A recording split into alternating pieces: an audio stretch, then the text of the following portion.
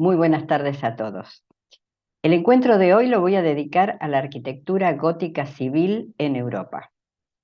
Haremos un paseo por castillos y fortalezas, hermosos palacios, famosos ayuntamientos, universidades y casas gremiales, para dar fin a este extenso recorrido por la riquísima arquitectura gótica.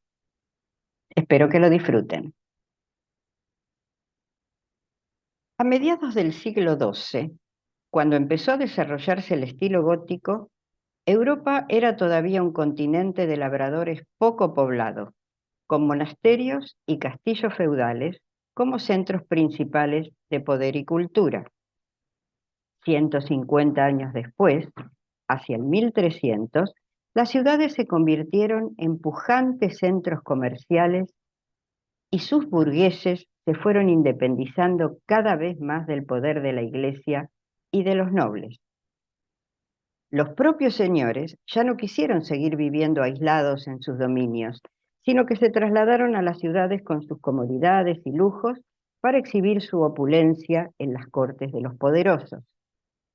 En el siglo XIV, la construcción de iglesias ya no era la principal tarea de los arquitectos. En las ciudades que crecían y prosperaban, tenían que planearse muchos edificios particulares y civiles como ayuntamientos, casas gremiales, colegios, lonjas, palacios, castillos, puentes y puertas de acceso a la ciudad.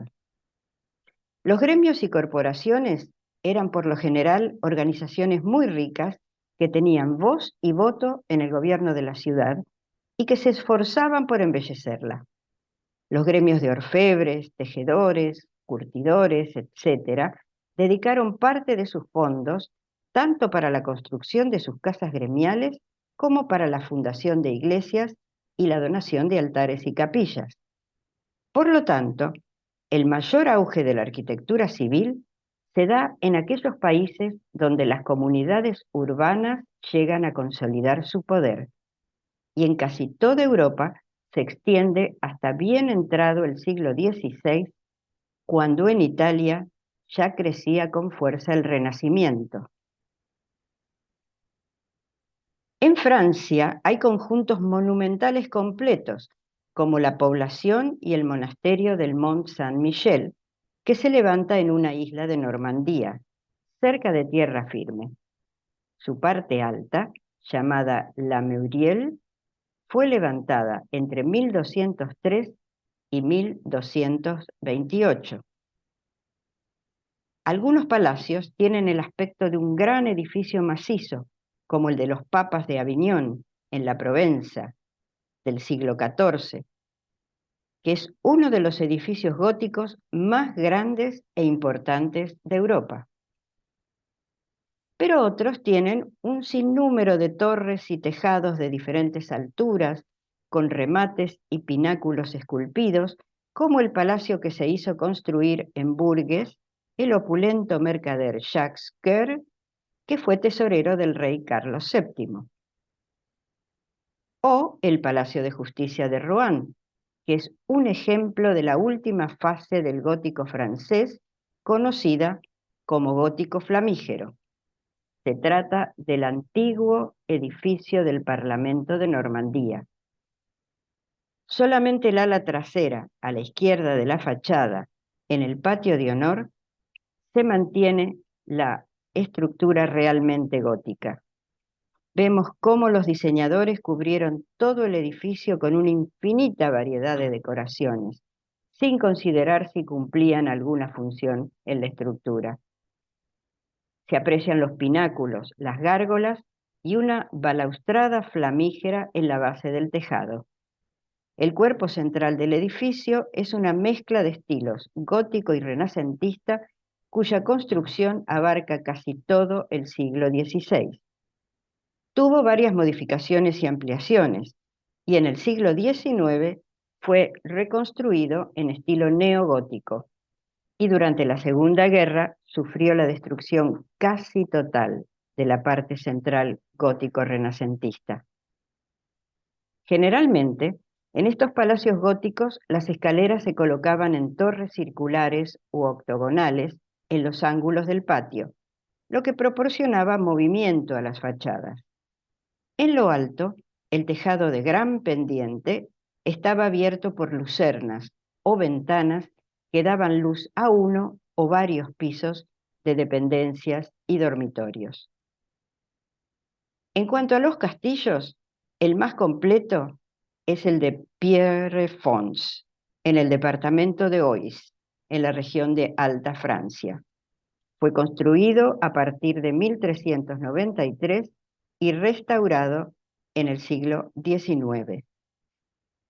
Tiene una gran escalera de honor en el patio y sus flancos están definidos por torres circulares terminadas con cubiertas cónicas de pizarra. Las salas principales estaban decoradas con frescos heráldicos y en la mayor parte de ellas se abrían grandes ventanales de colores que constituían otra nueva decoración. Un castillo igualmente formidable, sin restaurar todavía, es el que construyó el rey Renato de Anjou en Tarascón, en el distrito de Arles, en las inmediaciones del puente sobre el río Ródano. Se trata de un inmenso cubo de piedra con torres en los 4 ángulos, coronado por almenas y matacanes. Muchas ciudades francesas poseen aún restos de murallas góticas con las típicas almenas cuadradas y las torres en los ángulos, pero pocas de ellas conservan tan intacto su recinto como Aviñón, sin igual en toda Francia. La parte superior de las murallas está adornada con una crestería o barbacana que defiende también las puertas. O la ciudad fortificada de Carcassona, en la región de Occitania. Las murallas de Aigues-Mortes fueron levantadas alrededor de esta villa francesa en el siglo XIII bajo el reinado del rey Luis IX. Su belleza y funcionalidad radican en la gran simplicidad, solidez y homogeneidad arquitectónica. En cuanto a los puentes, tenemos, por ejemplo, el de Valentré, o Puente de las Balandras, que cruza el río Lot al oeste de la pequeña ciudad de Cahors, en el departamento de Lot. Fue construido entre 1308 y 1378 y es un ejemplo de arquitectura militar francesa. Con sus 3 torres fortificadas y 6 arcos, es uno de los puentes más bellos que subsisten todavía. En Inglaterra se construyeron muchos palacios y casas de gremios, pero donde el gótico más se destaca es en los edificios de los colleges o facultades de las universidades de Oxford y Cambridge. El Merton College en Oxford se construyó a partir de 1274. Excepto en la capilla, se han realizado muchas modificaciones. La enorme vidriera de la capilla es un importante ejemplo de cómo las estrictas convenciones geométricas del gótico temprano se empiezan a suavizar a finales del siglo XIII. La gran torre se completó en 1450 y el patio se convirtió en el modelo a seguir en la arquitectura del resto de los colleges. El College de St. Mary, llamado New College en Oxford, se fundó en 1379. Se estructura alrededor de un patio principal con salas de estudio dentro del patio. El Divinity School en Oxford está construido en estilo perpendicular. Sus techos tienen elaboradas bóvedas de ligadura con florones. El King's College, en Cambridge, es un magnífico ejemplo del gótico perpendicular. Su capilla es un símbolo de la ciudad. Este es el Magdalen College. La Gran Torre Magdalen es uno de los edificios más famosos de Oxford. Entre los castillos se destacan el del Durham, originalmente construido en el siglo XI al lado de la catedral, en el estilo de transición del normando al gótico temprano, como una muestra del poder de los reyes normandos en el norte de Inglaterra. Es un ejemplo perfecto del tipo de castillos denominados mota y bailey, que se elevan sobre un promontorio natural fácilmente defendible. Este es el castillo de Leeds, en el condado de Kent, que se construyó en 1119 para reemplazar la casa señorial sajona del siglo IX. Y este es el castillo de Bodiam, en gótico decorado, ubicado en Sussex Oriental. En cuanto a residencias particulares, podemos mencionar Haddon Hall, que es una casa solariega en el río Wye, cerca de Bakerwell, Derbyshire. Sus orígenes son del siglo XI, con ampliaciones en los siglos XIII y XVII, últimamente en estilo Tudor. Y Hampton Court, que es un palacio real en el municipio londinense de Richmond upon Thames, Gran Londres, en el condado histórico de Middlesex. Originariamente fue construido alrededor de 1514 y fue ampliado en 1529. Lavenham Guildhall es un edificio municipal con entramado de madera en Suffolk. A fines del siglo XIV, Lavenham estaba en el centro del comercio de telas de lana de East Anglia. Su producción, especializada en paños teñidos, la había convertido en una de las ciudades más ricas de Inglaterra. Esta riqueza posibilitó que las familias de comerciantes locales establecieran 4 gremios en la ciudad. El más importante de ellos fue el gremio de Corpus Christi, formado en 1529.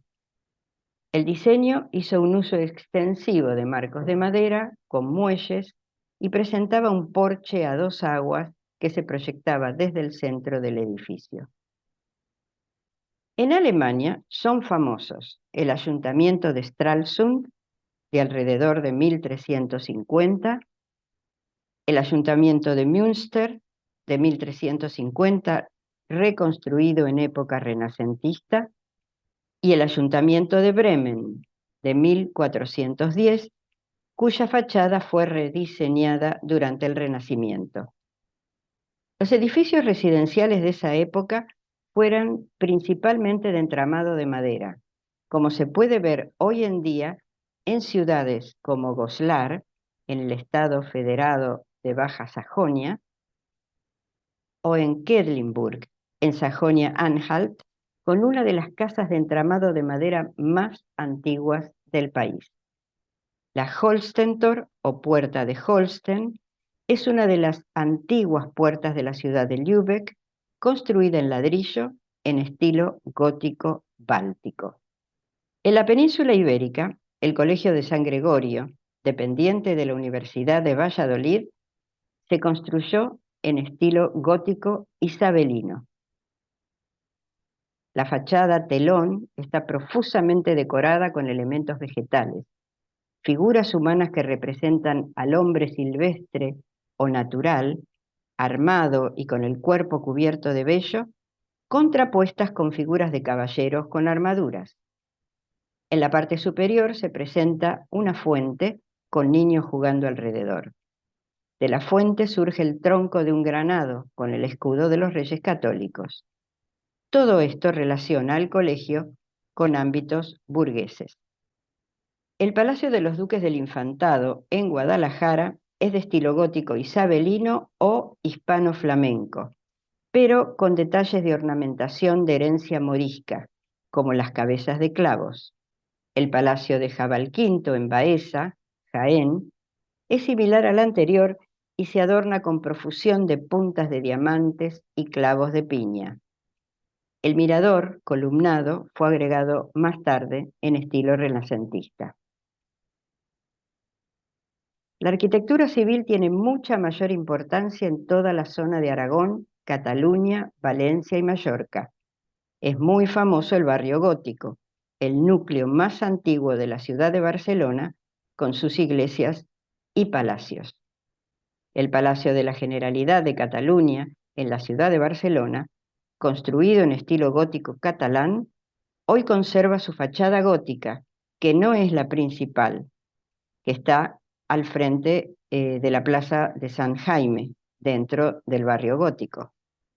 En Valencia, el ejemplo más emblemático del gótico valenciano es la Lonja de Mercaderes, que actualmente se denomina Lonja de la Seda, porque ese tejido fue el más potente de la ciudad desde el siglo XIV hasta el XVIII.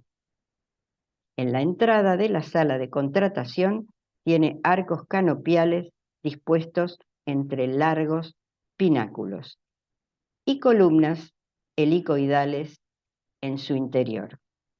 La lonja fue diseñada como un templo al comercio y presenta un marcado carácter simbólico en el que se ha querido ver la representación del paraíso, en el que las columnas serían los troncos de las palmeras y las cúpulas la bóveda celeste, que se encontraba originalmente pintada de azul con estrellas doradas. La Puerta de los Serranos, o de Serranos, es una de las dos puertas fortificadas de la muralla medieval de la ciudad de Valencia.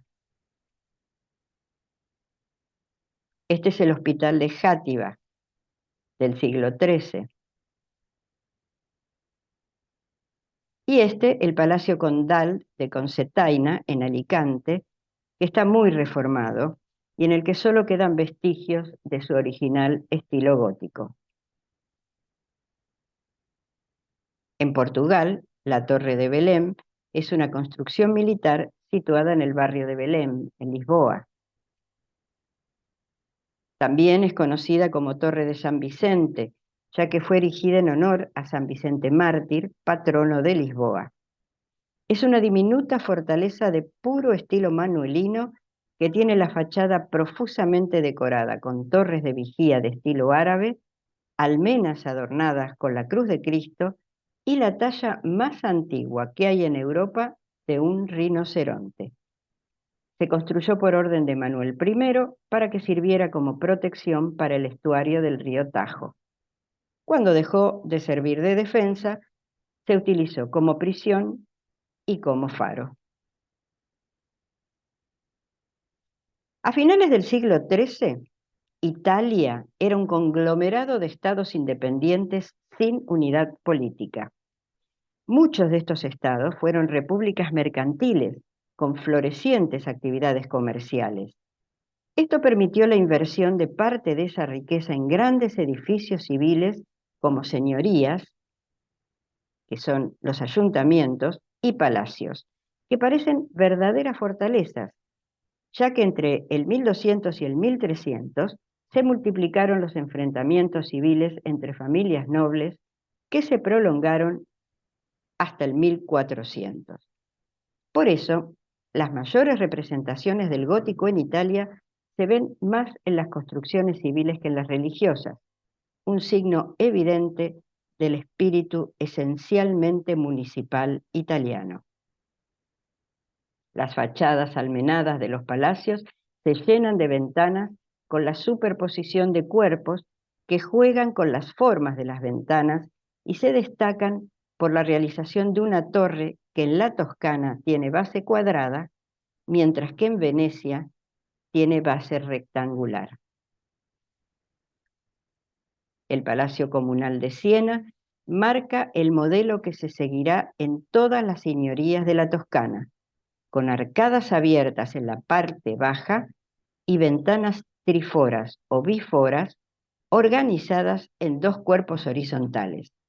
En este caso son triforas. La obra original se reduce al cuerpo central, ya que los dos pisos superiores se realizaron en 1680. La fachada es elegante pero sencilla, con poca decoración, y se destaca el contraste que hace la piedra blanca de la planta baja con el resto de ladrillo.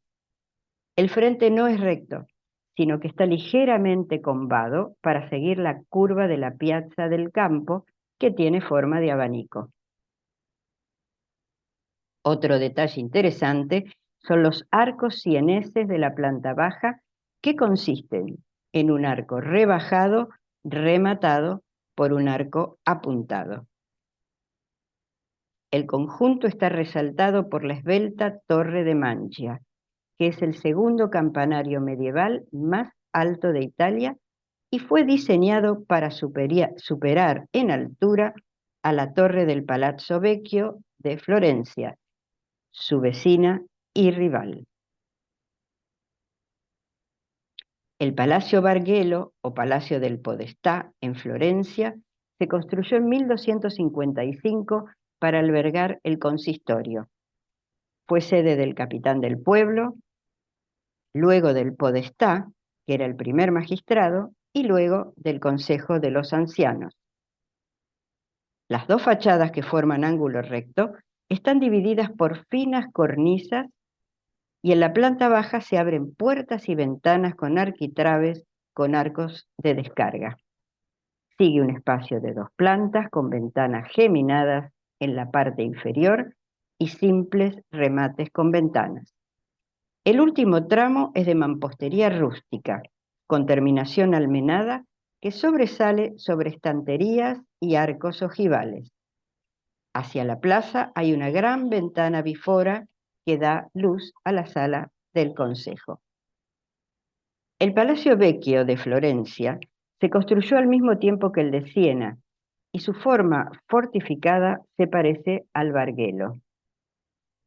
El edificio tiene la forma de un paralelepípedo y en la fachada principal se encuentra, algo descentrada, la Torre Arnolfo, que se convirtió en uno de los emblemas de la ciudad. El Palacio Comunal o del Popolo en San Gimignano tiene una torre del siglo XIV. La fachada almenada está construida con piedra en la mitad inferior y con ladrillos en la superior, y se caracteriza por sus ventanas arqueadas. Este es el Palacio del Vicario, en Scarperia, provincia de Florencia, también conocido como Palacio Pretorio. Como vemos, todos estos edificios siguen el mismo modelo. El Palacio de Accurcio es actualmente la sede del municipio de Bolonia. Es un conjunto de edificios añadidos a lo largo de los siglos a una aglomeración más antigua adquirida por el ayuntamiento en 1336. También en Bolonia tenemos el Palacio de los Notarios, que lo mandó a construir la Società dei Notari de la ciudad. En Perugia se encuentra el Palacio dei Priori, o Palacio Comunal, que tiene un hermoso portal del siglo XIII decorado con figuras de un grifo y de un león. En Bérgamo se encuentra el Palacio della Ragione, edificado a fines del siglo XII pero reconstruido en el XIV, después de un grave incendio. Es el palacio comunal más antiguo de Italia. Venecia articula la Europa medieval con el mundo renacentista del mercantilismo. La ciudad no es ni medieval, ni renacentista, ni barroca, y sin embargo es todo eso. Esa conjunción heterodoxa le da una identidad muy particular, diferente a cualquier otra ciudad europea. En esta mezcla de estilos vemos edificios con influencia oriental, medieval, gótica, manierista, florentina, etc. Este tipo de construcción gótica con balcones mezclados solo se da en Venecia. Derivado del Palacio Florentino con ángulos marcados pero con arcos lobulados góticos, el gótico veneciano es la variante local en el que confluyen los requerimientos propios para construir en un entorno tan especial, con influencias de la arquitectura bizantina y la islámica, lo que refleja la amplia red comercial de la República de Venecia en ese momento. Llegó durante la época de su gran influencia, cuando la clase alta estaba financiando la construcción de nuevas iglesias, así como de nuevas y opulentas casas para ellos mismos. Algo poco usual en la arquitectura medieval, el gótico veneciano es más característico en los edificios seculares que en los religiosos, y la gran mayoría de los ejemplos que sobreviven son precisamente los civiles. La construcción de los primeros palacios góticos tuvo su fuerte en el siglo XIV, y debido al conservadurismo de la ciudad, continuaron construyéndose hasta la segunda mitad del XV, conservándose la influencia gótica en la posterior arquitectura renacentista veneciana. El Palacio Ducal se construyó cuando Venecia estaba en la cúspide de su poderío y riqueza. Inicialmente, cuando se construyó en el siglo IX, se parecía más a un castillo que a un palacio, con 4 torres de observación y altos muros defensivos, ya que se encontraba en una posición estratégica controlando la ciudad, cerca de su acceso al mar. Más tarde, debido a una serie de incendios y posteriores reconstrucciones, se convirtió en lo que podemos ver hoy, un espléndido ejemplo de la arquitectura gótica veneciana. En su construcción se toman y reelaboran todas las influencias que llegan a Venecia y no se fijan límites entre los estilos. Presenta 2 elementos medievales, la forma cúbica y el patio interior, que tiene una fachada diferente a la exterior. También hay una verdadera rareza arquitectónica en comparación con la mayoría de los palacios medievales de toda Italia. El Palacio Ducal se construyó de manera opuesta, con las logias abajo y las paredes arriba, mientras que los edificios, como este, normalmente tenían una base enorme para hacerlos más fácil de defender. El pórtico es un lugar especial, una obra maestra dentro de otra obra maestra, aún mayor. Los 36 capiteles de piedra de sus arcos son un magnífico ejemplo de la estructura medieval y nos muestran un rico repertorio de figuras simbólicas: vicio y virtud, santos, mártires, caballeros, oficios, pájaros y signos del zodíaco. Desde estos arcos, el dux contemplaba ejecuciones públicas en la plaza y bajo el 9º arco se anunciaban las sentencias de muerte. La logia, de mármol, tiene otro tipo de columnas. Son pequeñas y espaciadas, con una tracería pesada, con aberturas de cuadrifolio sobre ellas, y sostienen arcos lobulados. La parte superior, tan sobria en contraste con el resto, presenta grandes ventanas de arco conopial. Los patrones decorativos del frente y la crestería con almenas puramente decorativas a lo largo de la línea del techo tienen influencias islámicas y bizantinas. Esta es la Ca' d'Oro, construida para la familia Contarini alrededor de 1442.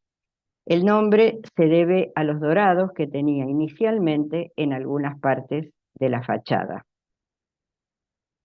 Las tracerías de mármol de la primera y segunda planta y los parapetos de las ventanas y balcones muestran formas que señalan claramente el tardo gótico.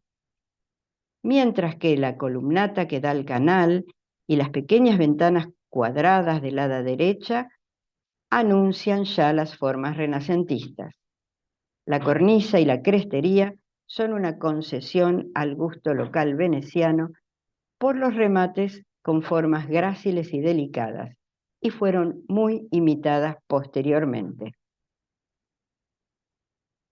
La Ca' Foscari es actualmente la sede de la universidad. El elemento arquitectónico de mayor importancia es la loggia, o balconada de la segunda planta.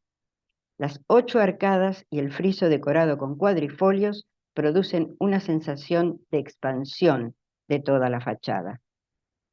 El friso del portal, que hoy es la entrada principal de la Ca' Foscari, está hecho de piedra de Istria y presenta unas características típicas del estilo gótico, como las decoraciones ajedrezadas y en forma de cordón.